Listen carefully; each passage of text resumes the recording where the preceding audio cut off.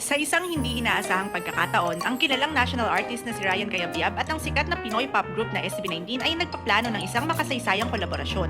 Ito'y isang kaganapan na nagpapakita ng pagsasanib sa klasikong musika at modernong pop, isang kombinasyon na maaaring magdala ng bagong tunog sa industriya ng musika sa Pilipinas.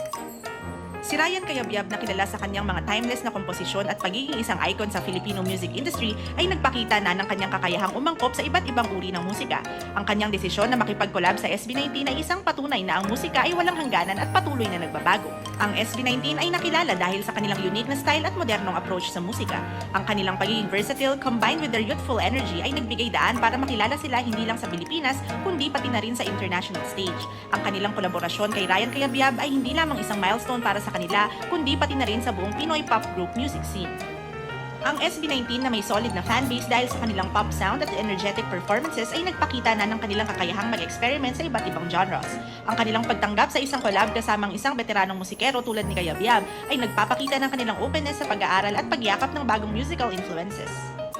Ang posibleng kinalabasan ng collab na ito ay maaaring magdala ng bagong flavor sa musikang Pilipino. Isipin mo lang ang klasikong touch ni Cayabyab na may halong modernong ritmo at beat ng SB19. Ito ay magiging isang kapanapanabik at sariwang karanasan para sa mga fans ng musika. Maaari rin itong maging daan para sa mas maraming collaboration sa pagitan ng veteran musicians at mga bagong sible na artists, isang bagay na magpapalawak sa horizon ng Philippine music industry. Isa rin itong magandang oportunidad para sa SB19 na matuto mula sa isang veterano sa musika. Ang kanilang exposure kay Cayabyab ay maaaring magbigay sa kanila ng bagong perspektibo at inspirasyon sa kanilang musical journey. Sa huli, ang kolaborasyon na ito ay hindi lamang tungkol sa paggawa ng bagong musika.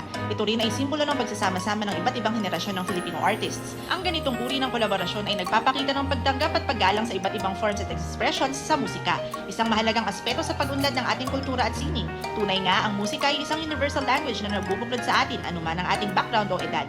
Excited ka ba sa collaboration na ito? Please let us know through the comment section below.